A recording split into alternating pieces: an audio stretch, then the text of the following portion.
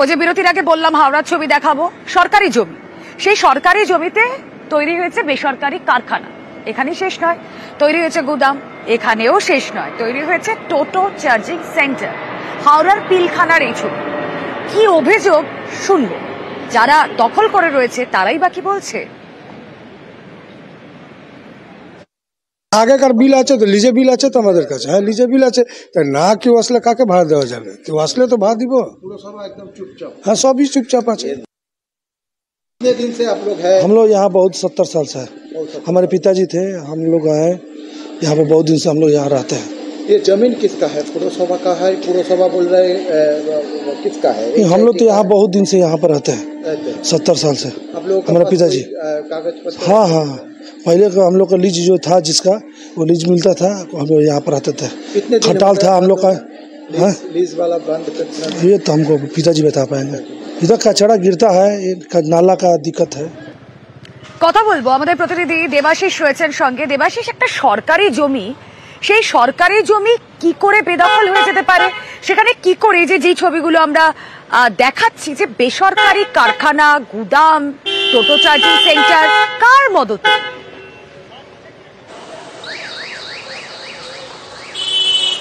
দেখো, অবশ্যই কার মদতে বলা বলা যেতে পারে সরকারি টালবাহানা।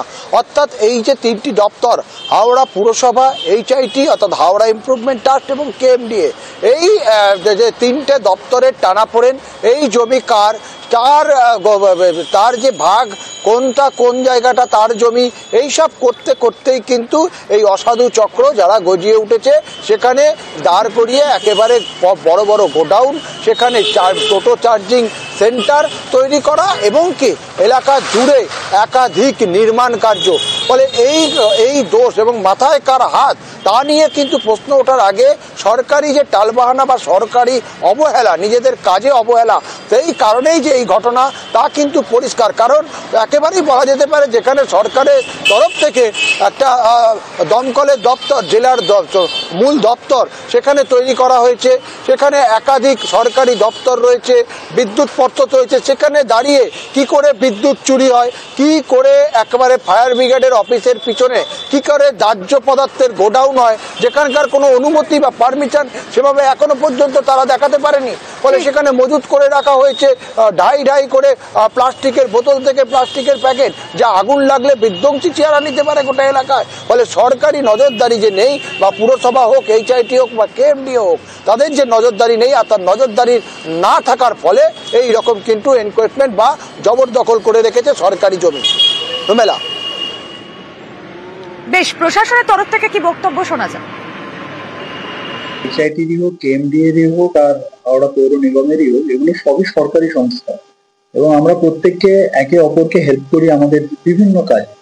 স্কুলের সামনে ওরকম ভ্যাট থাকে, তাহলে আমরা এমনিতেই ভ্যাট কমানোর আমরা চেষ্টা করে যাচ্ছি। সংখ্যা আমি বলেছি আগে যে 284 থেকে কমিয়ে আমরা 218-তে নেমে চলে এসেছি। আরো আমরা কমাবো ভ্যাটের সংখ্যা, এটা আমি নিশ্চয়ই দেখে নেব। ইনলিগাল যা এনফোর্সমেন্ট হচ্ছে, যদি সেরকম হয়ে থাকে আমরা দ্রুতভাবে পুলিশের সাথে গিয়ে আমরা দেখি। আর এই পিলখানাতেই সরকারি স্কুলের অবস্থাটা দেখবেন একবার, নরক যন্ত্রণা যাকে বলে। স্কুলে ঢুকতে হচ্ছে পড়ুয়াদের জঞ্জাল পাড়িয়ে, এই ছবি আমাদের ধরা পড়ছে ক্যামেরায়। কেন এই অবস্থা? সরকারি স্কুল, সেখানে নরক যন্ত্রণা কেন? আমাদের প্রতিনিধি দেবাশিস রয়েছেন সঙ্গে। দেবাশিস, হাওড়ার পিলখানার একটা ছবি আমরা দেখালাম, সরকারি জমি কিভাবে বেদখল হয়ে গিয়েছে, আরেকটা ছবি আমরা দেখছি সেই পিলখানাতেই সরকারি স্কুলের এই অব্যবস্থা কেন? একেবারে সরকারি স্কুল, এবং সেটি আবার বলতে পারি যে গার্লস হাই স্কুল, যেখানে বাড়ির পরিবারের মহিলাদের বা শিশু পড়ুয়াদের তাদেরকে ওখানে যেতে হয়, তাদের জীবন হাতে নিয়ে যাচ্ছে। তার কারণ সেখানে যেভাবে জঞ্জালের স্তূপ হয়ে রয়েছে, মাত্র প্রায় 10 ফুটের রাস্তা সেখানে গিয়ে 1.5 ফুট 2 ফুটে গিয়ে পরিণত হয়েছে। আর তার মধ্যে যে দুর্গন্ধ, সেই দুর্গন্ধে স্কুলে যাওয়া এবং স্কুলে বসে এই দুর্গন্ধতেই কিন্তু তাদেরকে ঘন্টার পর ঘন্টা ঘন্টা পড়াশোনা করতে হয়। একাধিকবার এই স্কুলের যে শিক্ষিকা রয়েছেন টিআইসি, তিনি কিন্তু বারবার করে পুরসভা তরফ থেকে পুরসভাকে অভিযোগ করেছেন। এমনকি আরো একটা অভিযোগ যে সেখানে শিক্ষিকার বক্তব্য শোনাবো, কিন্তু বক্তব্যটা এটা যে পুরসভার নির্দিষ্ট জঞ্জাল ফেলার জায়গা নেই, একটা স্কুলের সামনে কেন জঞ্জাল ফেলার ব্যবস্থা, কেন ফেলছেন সাধারণ মানুষ সেখানে?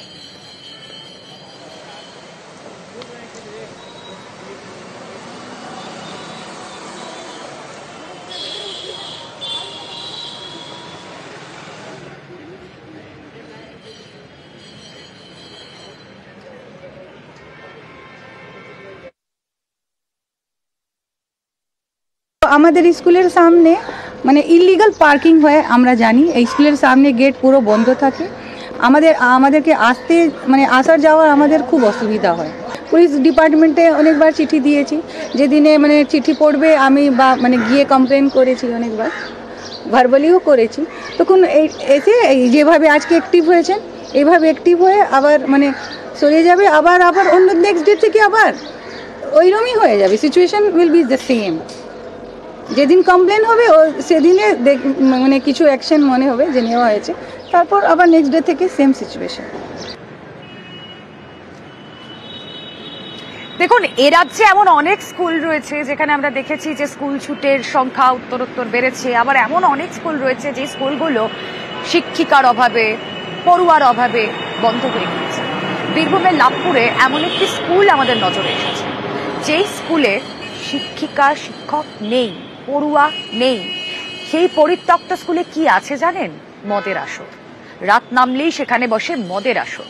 আমাদের প্রতিনিধি ইন্দ্রজিৎ রয়েছেন সঙ্গে, ইন্দ্রজিতের কাছেই যাই যে একটা স্কুল, ইন্দ্রজিৎ, পরিকাঠামো তাতে থাকার কথা, পরিকাঠামো নেই, কিন্তু সেই পরিকাঠামোর অভাবে স্কুল হয়ে গিয়েছে মদের ঠেক।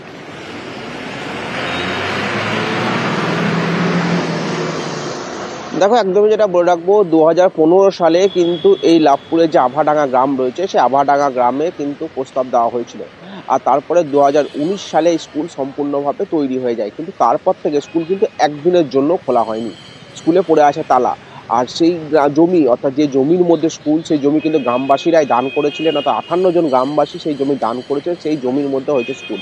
কিন্তু একদিনও স্কুল খোলা হলো না। সেই স্কুল না খোলার সুযোগ নিয়েই বেশ কিছু অসাধু মানুষ, তারা কিন্তু ওখানে সারা দিন ধরে, এবং রাতের অন্ধকারে তো বটেই, পাশাপাশি সারা দিন ধরে সেখানে মদের আসর চলে, জুয়ার আড্ডা বসে, এমনটাই কিন্তু অভিযোগ করছে গ্রামবাসীরা। কারণ তারা জানাচ্ছে যেভাবে পরিত্যক্ত অবস্থায় ওই স্কুলের ঘরটি পড়ে রয়েছে বা বিল্ডিংটি পড়ে রয়েছে, তার জন্যেই কিন্তু এরকম কাজ চলছে। কারণ যে সমস্ত গ্রামে অসাধু ব্যক্তিরা রয়েছে, তারা কিন্তু ওই জায়গাটাকে ঠেক হিসেবে, অর্থাৎ মদের ঠেক, জুয়ার ঠেক হিসেবে বেছে নিয়েছে।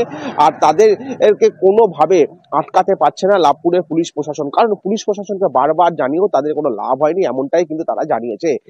এবং গ্রামবাসীরা যেটা দাবি করছে, যদি স্কুল খোলা সম্ভব না হয় তাহলে আবার পুনরায় জমিটিকে ফেরত দিয়ে দেওয়া হোক। সেক্ষেত্রে গ্রামবাসীরা তাদের অন্য কোনো কাজে লাগাতে পারবে।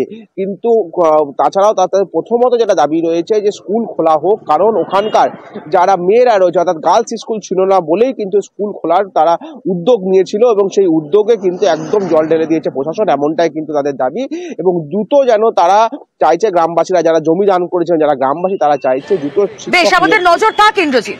এবার আসুন আমরা বাঁকুড়ার দিকে নজর ঘোরাই। হাসপাতাল আছে কিন্তু তাতে চিকিৎসক নেই। আমরা এরকম খবর প্রায় দিনই করি, যেখানে স্বাস্থ্যকেন্দ্রের অবস্থা ততই বছর। আর এখানে দেখুন, হাসপাতাল তা আছে বাঁকুড়ায়, কিন্তু তাতে চিকিৎসক নেই। প্রাথমিক স্বাস্থ্যকেন্দ্র, সেখানে চিকিৎসক মেলে না। সিমলাপাল আররা নিউ প্রাথমিক স্বাস্থ্যকেন্দ্রের এমনই হাল, আপনাদের ছবি দেখাচ্ছি। সমস্যায় বাঁকুড়া পশ্চিম মেদিনীপুরের 40টি গ্রামের মানুষ। কথা বলবো, প্রিয়ব্রত প্রতিনিধি রয়েছেন সঙ্গে। প্রিয়ব্রত, 40টা গ্রামের মানুষ, তাদের বল ভরসার জায়গা এই হাসপাতাল, কিন্তু সেখানে চিকিৎসক নেই কেন?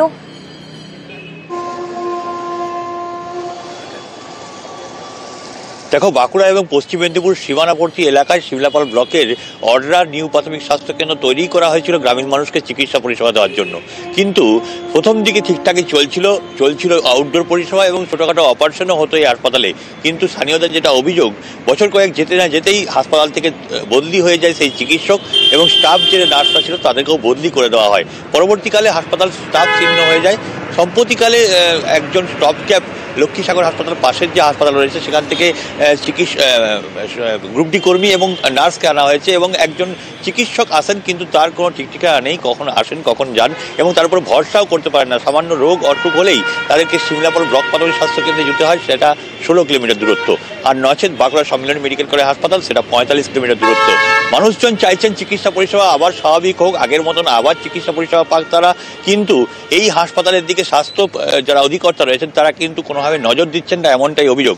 অন্যদিকে যে বিএমওই রয়েছেন তিনি দাবি করছেন চিকিৎসকের আকাল, তাই বারবার ধরে জানানো হয়েছে, কিন্তু তারপরেও এই হাসপাতালে কিন্তু চিকিৎসক আনা সম্ভব হয়নি, আর তাই মিলছে না চিকিৎসক। বেশ, দেখা যাক এই সমস্যার কোনো সুরাহা হয় কিনা।